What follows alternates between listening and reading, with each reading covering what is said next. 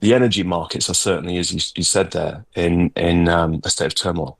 Now, the war is going to hit our pockets. Oil and gas prices have soared, and now energy suppliers are ramping their own prices up to keep track.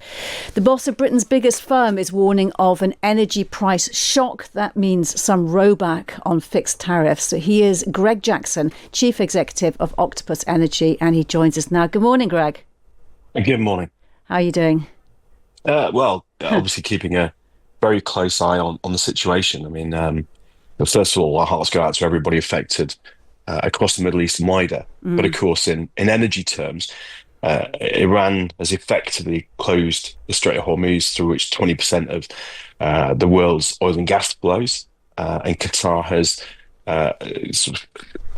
said it cannot honour its contracts to deliver gas. So the energy markets are certainly, as you said there, in a state of turmoil. Yeah, and how much have the wholesale prices gone up? Yeah, so the wholesale price of gas has roughly doubled since a week ago. Now, when we talk about the price, it's today's price, but it's also the price for the foreseeable future. So no one's priced in an end to the conflict yet. In the UK, the price of electricity is very tightly coupled with the price of gas. So we're seeing electricity prices for quarter two. That's wholesale prices. Consumers won't see this for quite some time, if at all.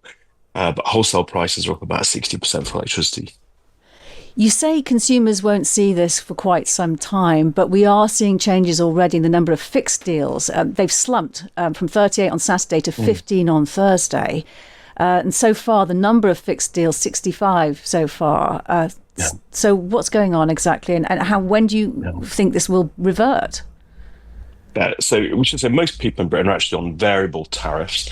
Those variable tariffs are protected by the price cap, and the new price cap comes into place in April to cover the period April, May, June. And that will actually be lower than now because those prices were locked in before this conflict kicks off. Fixed tariffs are based upon the day that you want to take out a fixed tariff. The energy company goes to the wholesale market and buys up a year's worth of energy for you. And because the wholesale markets are now reflecting at least some of the costs increases from the effects of the war in the Middle East, fixed prices, new fixed tariffs are higher. Some companies won't offer them at all because they're not confident in being able to lock in those prices a year in advance.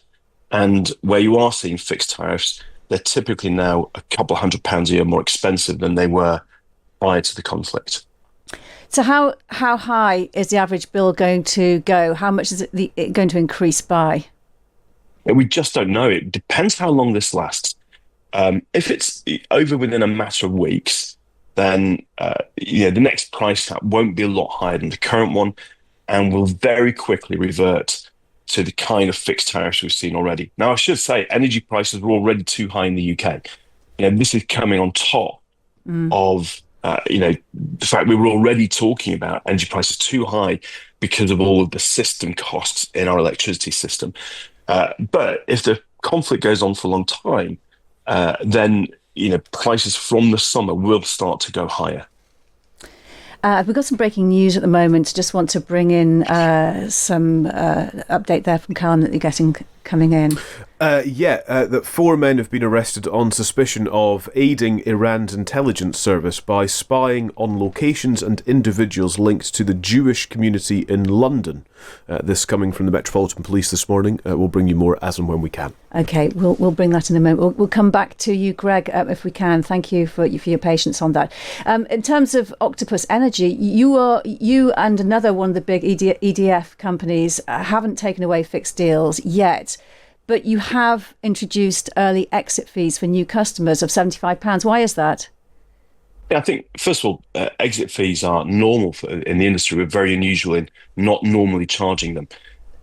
That's because in normal markets, if we bought the energy advance for a customer and they decide to move to another deal before the end of the fixed period, we can absorb it. But because the market's so volatile now, we can't absorb the whole of that loss if the customer does that. So we've temporarily introduced exit fees just for new fixed tariffs because it enables us to keep offering fixed tariffs when, as you said, so many other companies have withdrawn the market altogether. I suppose the more optimistic analysis pointed early on to it not being quite as bad as the shock of 2022 after Russia's full-scale invasion of Ukraine.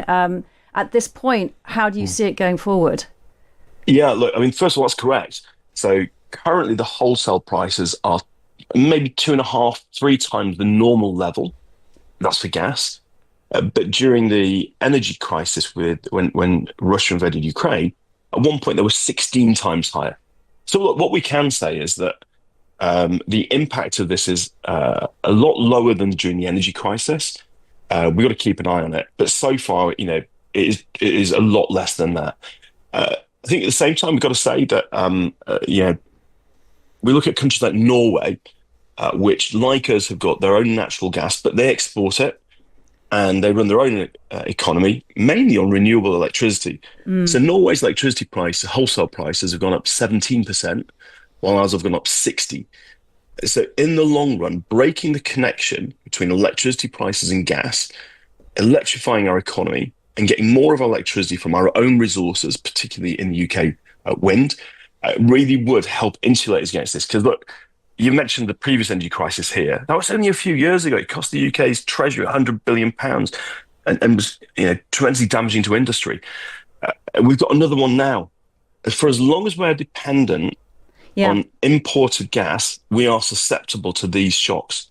So you believe a policy change is necessary, and you're saying rethink net zero, explore in the North Sea, ditch carbon capture and hydrogen projects from energy bills. Short-term gain for the consumer, but at the long-term cost of the environment. Well, no, I'm not saying ditch net zero at all. In fact, I'm saying, first of all, we should have more renewables. We should electrify more. These are absolutely key to reducing our emissions. We should do that as fast and as cheap as we can. At the moment that we're doing it, we're going about it in an expensive way. And you say there are some things like carbon capture that don't particularly contribute to reducing emissions, but push up costs. So I would have a low-cost approach to emission reduction. But, electrifying our economy is the key. Now, you mentioned there, I guess that the one area that you may raise would be, I've talked about using North Sea gas.